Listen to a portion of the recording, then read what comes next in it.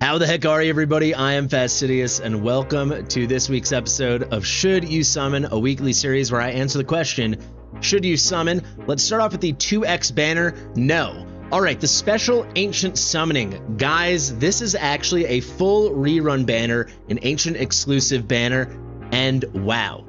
Kind of a crazy thing. When this came out originally, I just went back to my old videos. I found it.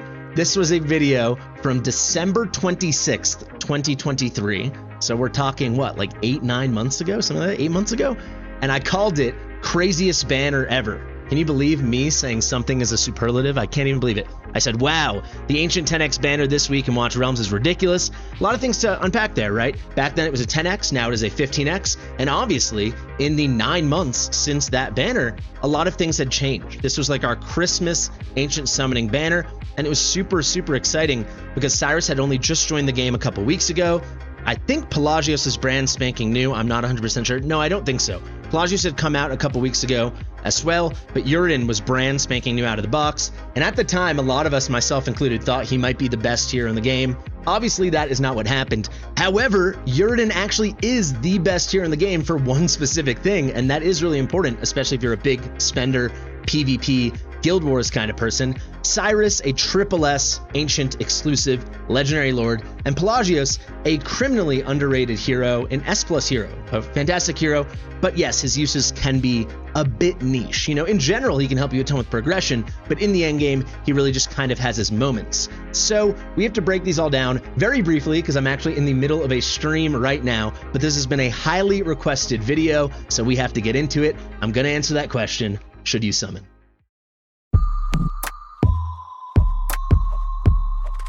Fastidious. Fastidious.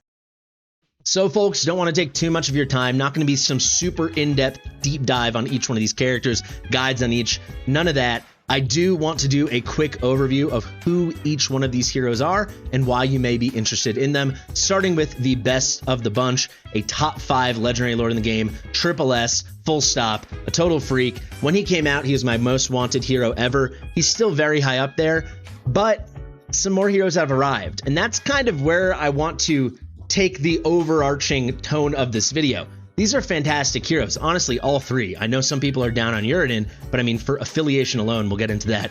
He is a necessity if you want to be truly successful in the endgame.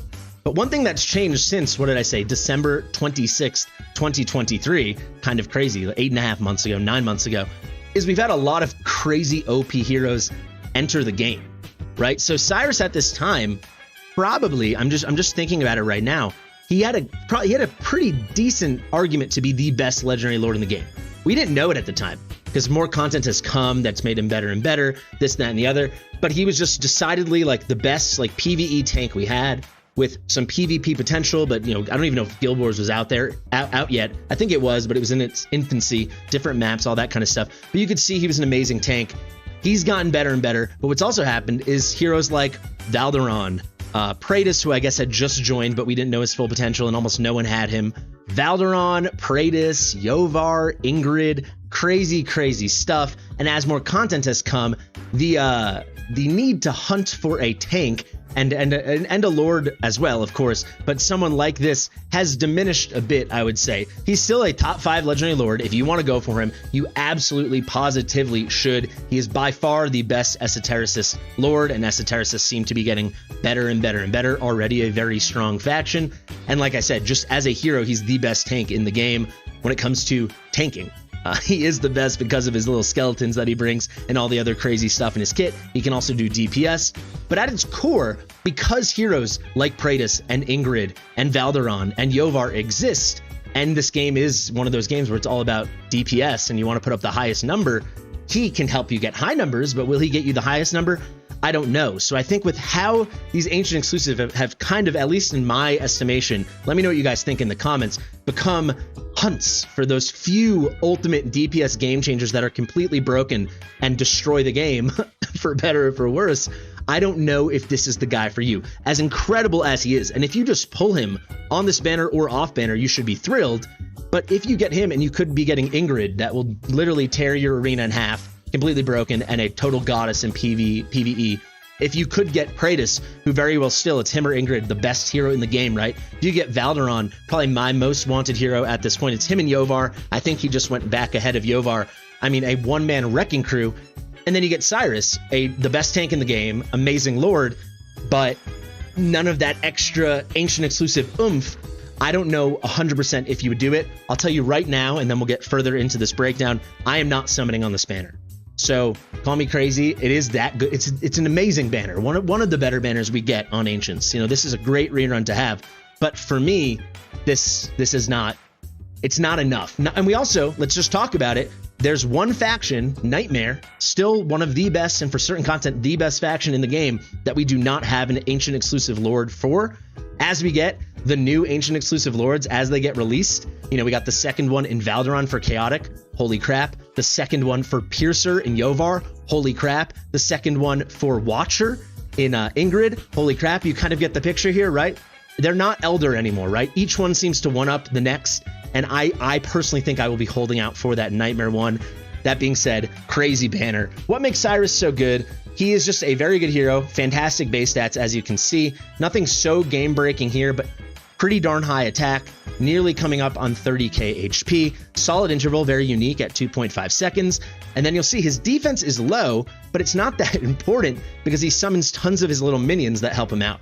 So he has these skeleton warriors that come on deploy. He can do skeleton fighters over here. He's got an amazing passive where you'll see if he's taking some damage, it can be absorbed by his summons, by his little skeleton minions.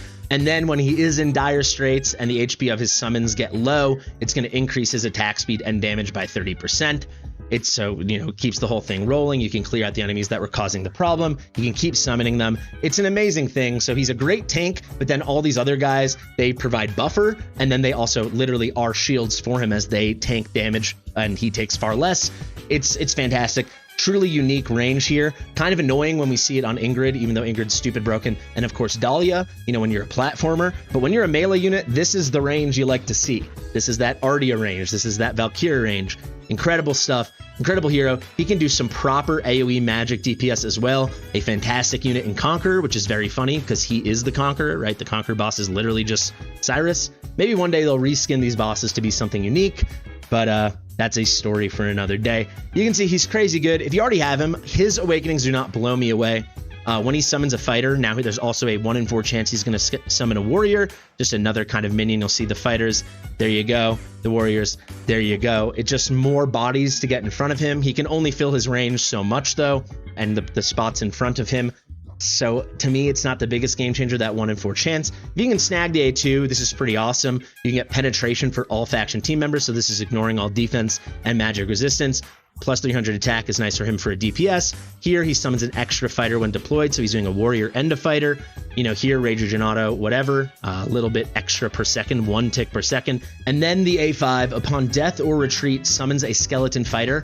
This is unclear to me, and believe it or not, I've never tested or used an A5 Cyrus. But I believe it's on the death or retreat of any ally, because that would synergize really well with his Lord skill, which is where I wanted to end this anyway. You can see with any Legendary Lord, the first line and the second line, they're always the same as their counterparts. Basically, the first line is the same as any other Legendary Lord, 15% stats up, all the basic attributes. Then the second line is like the key thing in the faction, which is the souped up version of what the epics do, and then equal to their legendary counterpart. So you can see this is the reduction in skill cost. Raiden does 15%. And then Venoma and Cyrus do 25%. And then the last line is always the unique thing. So for him, when an ally is defeated or retreats, increases the damage of other faction team members by 25% for 8 seconds. This effect can be triggered one time every 12 seconds. So when these skeleton warriors or fighters are dying, if you're doing any Laurel cycling, you know, now Navros has his summons, all these things are counting, right? So this is fantastic. Because you have this kind of verbiage with defeated or retreats when it comes to allies, I do believe that's what happens with the A5. But you can see a truly, truly incredible hero. He's going to be in like the top endgame meta comps for a lot of stuff, right? Like if you're doing like the Golem, the tank codex, he's right there. Him in the middle is a total cheat code. He's ridiculous in Guild Wars, ridiculous. I'm not sure if they fixed that weird interaction with him and Carnelian, but with or without it, he's completely busted. He's got the best Lord skill for the faction. A brilliant hero. Is he worth going for? The way this game is power creeping, I don't think you should summon on this banner unless you just have to go for Ancients and you have that antsy finger. I know I'm spending a lot of time on Cyrus here, but at the end of the day, that's why you go for an ancient banner, in my opinion, is for the lords. And he is very compelling, but they just keep power creeping, and I think I want to hopefully hit on the right creep. We all know I'm going to pull A5 King Hearts. You know, it could be a Yovar, Praetus, Ingrid, and Gary, the brand new Nightmare Lord banner, and I'll still find a way to do like a 10 pull with 10 King Hearts, right? But I think I just do want to optimize and wait for that right moment. If you did want to go to Cyrus, and especially if you're interested in like Guild Wars and PvP kind of stuff, I think it would be a really strong thing, especially considering the other two heroes. What a transition. Let's go. We've got Uredin. He's pretty simple, right? Uredin is a far better hero than people give him credit for. People talk about him like he's Giselle. That is not true. He's a legitimately good AoE magic DPS. He's a fighter. He's got a unique range if you didn't know it. Very, very cool on the ultimate. It's just a square right in front of him. He's got base 2 tiles in front of him. He's really cool. The problem is his whole kit is dependent upon hitting the potent surge, just like Valderon, where Valderon doesn't need it. Uredin to truly shine kind of does. Basically, you let his ult load up twice. It's a really unique thing to him. So it would be not 1,000 rage cost, but 2,000, because you're going to let it load up once blue, purple, and then once gold. If with skill ups, instead it would be 800, but no, actually 1,600. You go for the double. And when you do the potent surge, he's just way stronger, right? It's a much stronger AoE. He's got much cooler stuff, better stuns. He gets his amazing, his like basically soul reaping ability, the soul harvest. This is the same kind of thing. It's an execute function, just like we see with Virna. It's an incredible thing. He also gets an unyielding state. It's really good, but there's like no content where you can really set it up. He's amazing in Conquer, I would say. He can be on the absolute top teams, best accounts in the world for Conquer, but that's because you have these long periods where you could load it up, and really you're just waiting for a big blast towards the end when you really need it.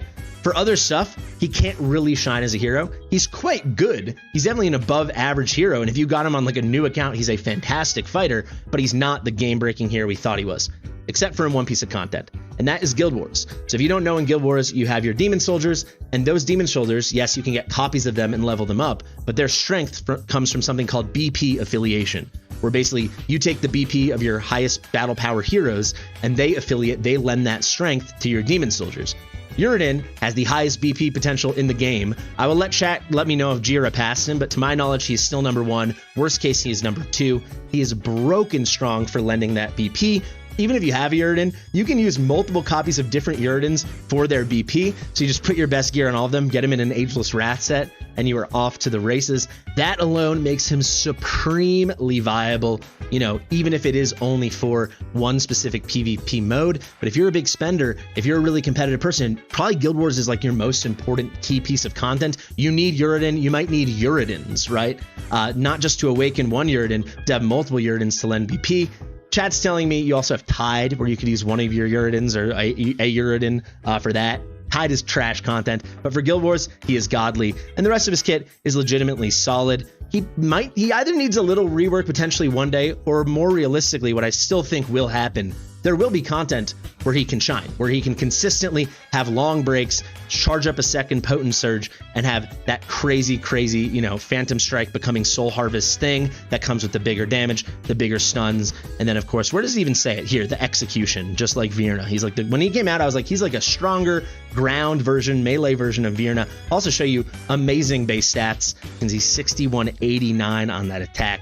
Really good hero. But yes, he was kind of a flop when he arrived, but with the emergence of Guild Wars, for BP affiliation alone, you need him. Here's another high BP hero in Pelagios. However, in Guild Wars, Pelagios is really going to shine because he's a great hero on your defense. He is so good. He's got great dual faction, both Piercer and Arbiter. He works insanely well with Praetus in those Guild War defenses. I avoid them like the plague. He's got Radiant Erosion, which for me is the best dot in the game, the best damage over time effect we have in the game. It's based off of the enemy's defense. For bosses, this is crazy, and in really hard content, this allows him to be an absolute superstar in Furious Torrent Codex, even though you need piercing damage for that. But because Radiant Erosion does the damage off of the enemy's defense, and it's true damage, so ignoring all magic resistance and defense, it doesn't matter what kind of damage he's doing, because it's just pure true damage. It's really good. There's a lot of RNG in this kit, which is really pesky. That's what makes him so good on the GVG defenses. When you go up against him, you don't know exactly what's going to come,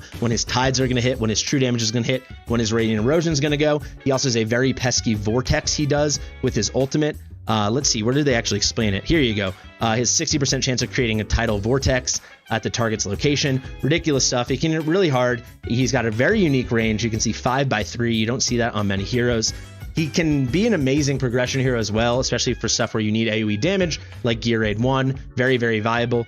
If Gear Raid 4, he's solid. If they didn't change the thing where you couldn't use displacement skills, him with his big DPS, his Radiant Erosion, and his Vortexes would be completely godly goated for Gear Raid 4, aka Gear Dungeon 1. It used to be like that. Chat's saying 4x3. You're incorrect. It is 5x3 during his ultimate. Absolutely crazy. 4x3 on his base, which is amazing. So he starts with a base of like that Virna range, but on his ultimate, it goes to 5x3. Truly an exceptional hero. Even though he's a marksman, you can kind of think of him almost as a mage, but it is really cool when you fit him into those Piercer comps. I really like this hero. I actually have him. I rarely use him, but that's just because I haven't skilled him up yet. Fantastic. Argument for the coolest male hero in the game in terms of aesthetic. Great guy. Is he worth going on a banner? If you're going for a non-lord on a banner, Ardia's coming up in like 2 weeks. That would be the hero if you don't have her. But if you don't have Pelagios, he's supremely good.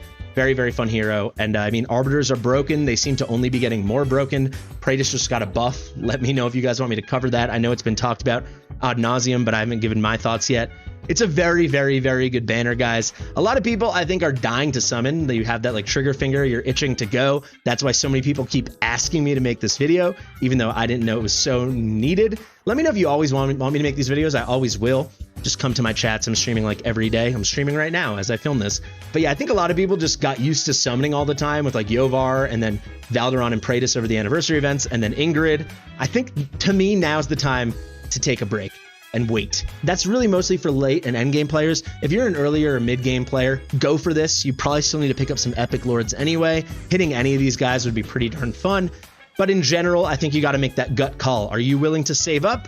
Or is it time for you to summon? I told you what I would do. You guys can let me know in the comments what you're going to do. I've been Fastidious. Thank you so much for watching. If you like my stuff, give it a big thumbs up. Hit that notification bell. Share with your mother. And I'll see you real soon. Bye.